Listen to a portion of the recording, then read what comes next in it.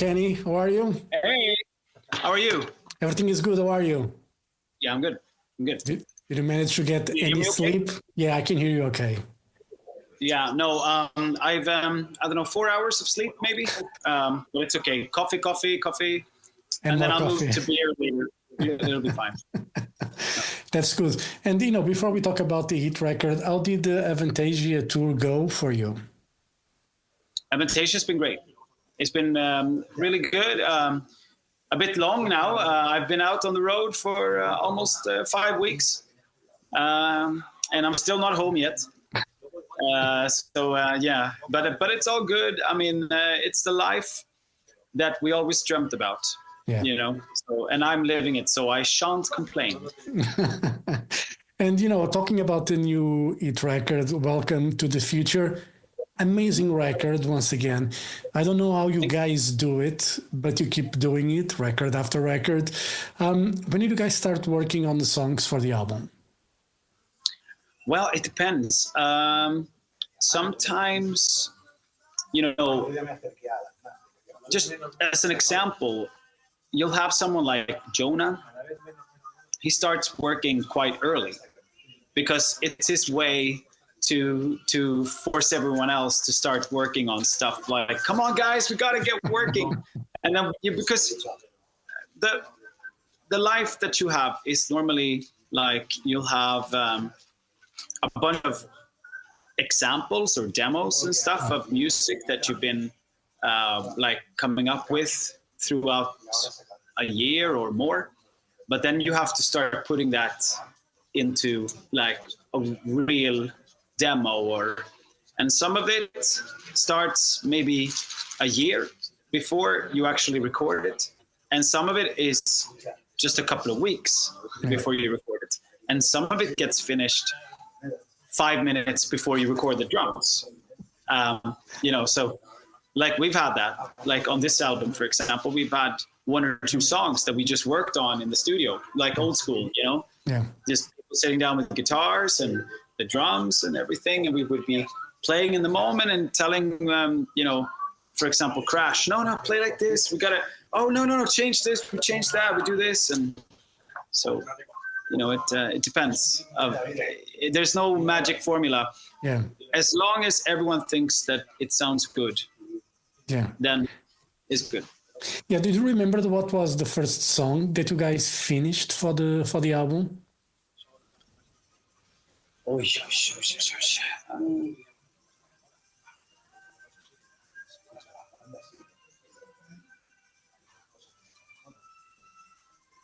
It was a while ago. Maybe it was Disaster. Yeah. It could be. And you were talking about, in the studio working, very close before, recording the vocals. What was that last song that you guys finished in the studio that, it's done? Thank you very much. See you next time. I don't think that never happened. We were never ready to just let go of like that. Adiós, chicos. Muchas gracias. Nos vemos en el concierto. Sí, nos vemos. Chao. Nos vemos. Gracias. Chao. So I there was never any point when we were like, we're finished now. I think we were always hoping to do some more or to record some more. That's always how it goes. Yeah. You can never be finished with something, especially not when you have someone like me and Dave in the band. Then nothing is ever really truly finished. So you're one of those perfectionists that it's never happy with the final result of something. I would say it's a combination of things. I would say it's like, one part, it's being a perfectionist. Yeah. But then there's one part that's just simply constantly searching for something that could be better, for something that is better, and I think that's very difficult. And it's not necessarily being a perfectionist. It's just that you always want to do better. You always want to overachieve yourself in a way. Yeah, I can understand that side, but with you guys, every time I listen to a record from H.E.A.T, I cannot fault anything. Everything for my ears. I know it's hard work, to record and to make the songs as good as they are. For me, everything sounds freaking perfect. I don't know how you guys do it. Yeah, we don't really think about that. To be perfect about production, or it's like you just do what you think is good, and sometimes you can obsess about small details. Yeah. And I think that ultimately that drives you to something that you perceive Yeah. as perfection. Not necessarily us, but you as a listener, right? Because for us, nothing is ever going to be finished. Nothing is ever going to be good enough. Even if you say, like, if we as a band, hey, we recorded all the parts now for Disaster, or for any song like Bad Time for Love or whatever. It's like, but it's never going to be finished if you just because there's always things to change. There's always things to. So I mean, in an ideal world, in the perfect world for me, you would release one version of like Disaster, and then we release another version of Disaster maybe a few months later. Yeah. When it's closer to finished. You know what I mean? Like you could work on this shit forever. Yeah. And when you after you record a song, after you record an album, I mean, you can have a good grasp what's going to work live. Again, for me, all these songs will work well live with the audience. But for you, do you have like, because you're a singer, you're going to be on stage, you know how things work in a way better than I do. Do you have any idea which of the songs are going to work out best? I think that it depends. It depends on what kind of set you're playing. It's never clear. It's never easy and clear cut.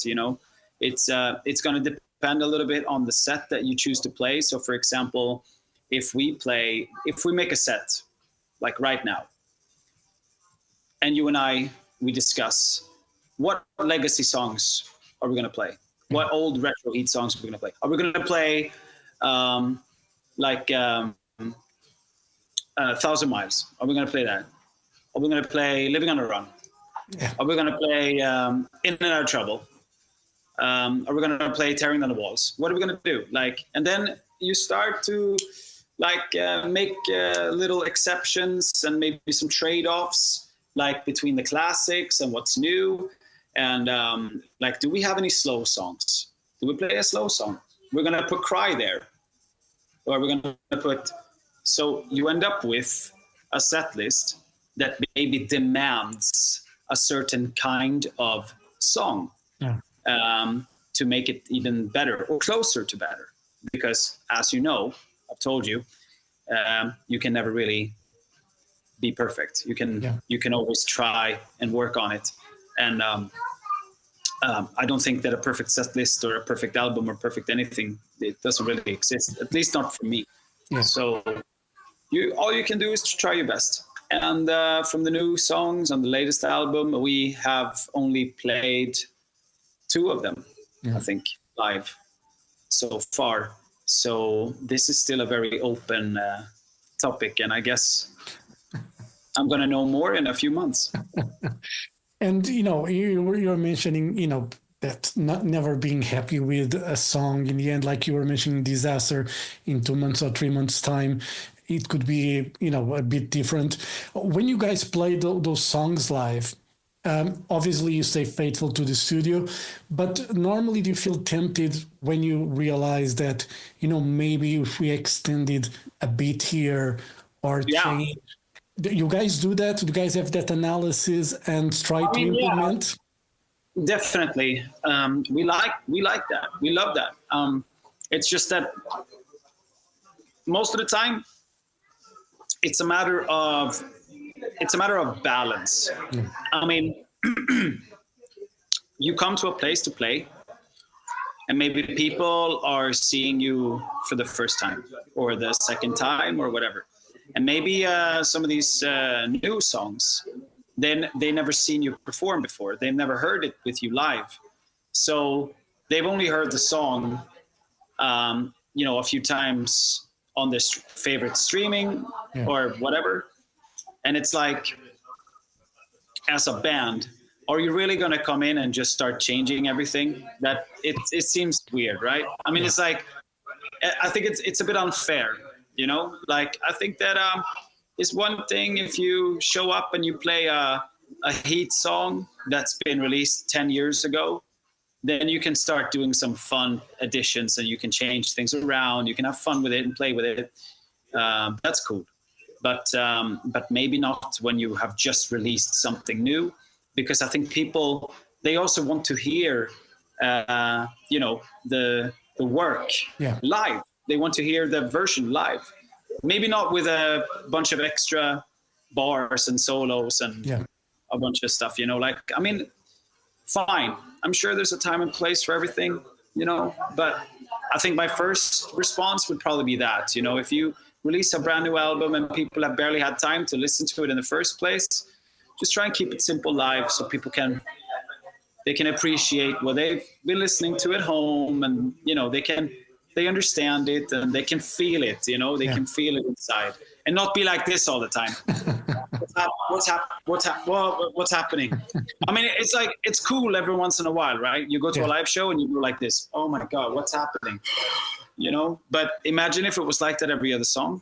You'd be like, what is this? So it's a careful balance. Yeah. And, after, when you play with H.E.A.T live, was there ever any song for you that the fans didn't react as well as you expected? Could you repeat that question? If when you play live, or when you have played live with H.E.A.T, was there any song that the fans didn't react well in a way that you probably expected to?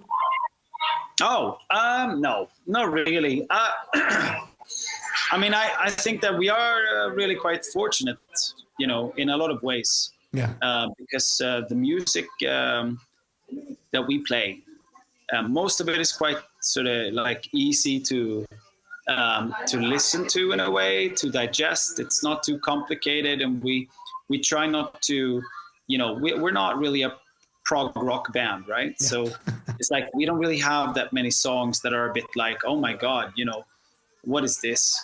I mean, I guess maybe sometimes you play a song in one country and it has a certain type of response, and you're like, oh my God, this is crazy. They fucking love this, And then maybe you go to some other place and you play the same song and people are a bit like, it's, I don't know if it's a cultural thing, but I'm sure there's some statistics that will show you that different cultures or different countries, they like different songs. But it could also be related to promotional work. Whatever got traction on radio, for example. It depends. Like in England, for example, in the last album, Force Majeure, they wanted to play songs that the radio station in Sweden didn't want to play, for example. So like the radio station Planet Rock was playing Hollywood for a long time, and the radio station in Sweden, they didn't want to have anything to do with Hollywood. So it was, so it's weird. And, obviously with the album coming out at the end of this month, touring plans, what are the plans for you guys to promote the album? We are working on a bunch of plans as we speak, actually. I can't really divulge too much information, unfortunately, but we are going to South America, of course. That's going to be great. We're playing in Madrid. And we got a few, one-off shows in the summer. but we're working on some touring plans for later this year. So yeah, we're going to come out with new information regarding that as soon as we can. Yeah. And, you played Portugal on the Force Majeure, cycle. How was that show? It was really packed. I was surprised to see so many people, and it was a very nice show. Do you have any memories from that night? Yeah, I remember that the monitor was like super tall and like weird. There was this grid thing, and I think I hit my leg or something like twice, and it hurt a little bit. So I probably screamed a little harder than I normally do, which probably added to the effect, and maybe hopefully added to a better concert experience for those who went. Those grids in that venue in front of the monitors, they can be really bad because sometimes the iron sticks a bit, and it's not the first musician that got injured because the fucking thing like is... I would probably just, next time if I play there again, I would probably just throw them to just pick them up and just fuck it. Yeah. And, Kenny, obviously you've been touring with Avantasia, you got the H.E.A.T tour.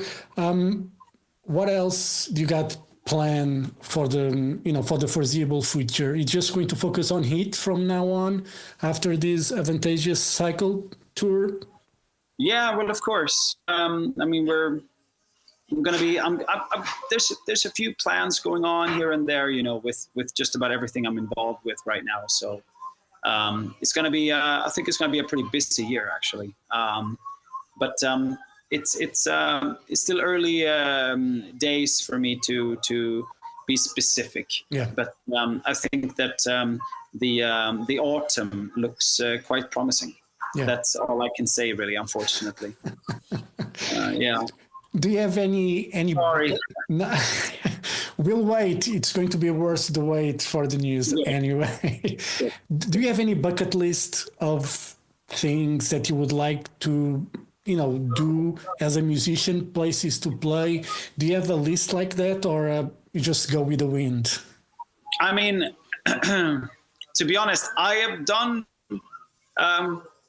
a lot of my bucket lists. But if I spent a little bit longer than I have time for in this interview to think about this, I might come up with a couple of more bucket lists. But I've done I think one of the bucket lists things that I did, obviously I played just hours before Iron Maiden on the same stage as Iron Maiden. That was pretty fucking cool. We played Sweden Rock Festival. So we basically played on the same stage, the big one, just a few hours before they got on stage. And their stuff was everywhere, all the cases. Nico McBrain's drum kit was, behind us. And, I was just a few centimeters away. I was touching the kit and stuff. And it was just really cool. And the crew guys working with Iron Maiden, they were just super nice to us and really friendly. I mean, I know that to a lot of people, it probably sounds bizarre hearing that from somebody like me, but we are just fans of the music that we play and that we grew up listening to. So for us, it's really, I mean, I'm still kind of pinching myself every once in a while. I go around and I'm just fucking, am I dreaming? Or playing at another pretty cool one was. I played with Avantasia at Wacken. Yeah. So we basically headlined one of the days there. And that was in front of, somewhere between 85,000 people to 90 or whatever. They say it could have been way more than that. It could have been upwards of 100,000 people in total. If you include the people that were standing behind the gates outside Wacken at the back. That is just an unfathomable, crazy number. Yeah. And, when I was 15 years old, I went to Wacken and I was going to see Bruce Dickinson. He was there playing solo. Yeah, I was there. And I was standing in front of the barrier waiting for his concert. And I didn't know the band that got on stage just before he played, but that was H.E.A.T. Yeah. And I saw H.E.A.T and Summit and stuff, and I've told him as well about this. And that was like my first ever like concert experience. And I was like, oh my God, H.E.A.T, what is this fucking band? Like, I have to know what this is. And little did I know that just maybe like 6 years later, I was going to go on tour with H.E.A.T across Europe. And yeah, then now I'm singing with Avantasia. So it's it's nice. It's pretty crazy, but that's that portion, you know. Yeah. But in relation to how that ties in with H.E.A.T and everything that I do as a singer, it's quite important to me. You know, it's like a part of how I developed as a musician, as a singer. Yeah. So yeah, I'm very fortunate that way because I have lived through a lot of bucket list moments already. Yeah. There's a lot more. We'll have to sit here like until late. Yeah. Was that the Wacken like 2002, 2003? Yeah, something like that. Yeah, I was there that year. I was photographing. Okay. Bruce was playing at the same time as Candlemass with Messiah. Oh yeah. Yeah. And I had to kind of run from one stage to the other because I want to photograph Candlemass, but I want to photograph Bruce as well. So I had to do like a run, but it was great. Great experience. It was great. Right, Kenny, I won't keep you longer. Thank you very much for your time. All the best for H.E.A.T and, whatever shows you do next with Avantasia as well. Hopefully with the H.E.A.T tour, you guys can play Portugal. So fingers crossed for that. And, hope to see you guys soon. All right. Thank you very much for your time. And thank you so much. Welcome to the future. It's a fucking amazing record. Thank you. Thank you. Thank you so much. Thank you. Have a great day. Thank you. Bye-bye. Bye. Bye. Cheers, buddy. Bye. Bye.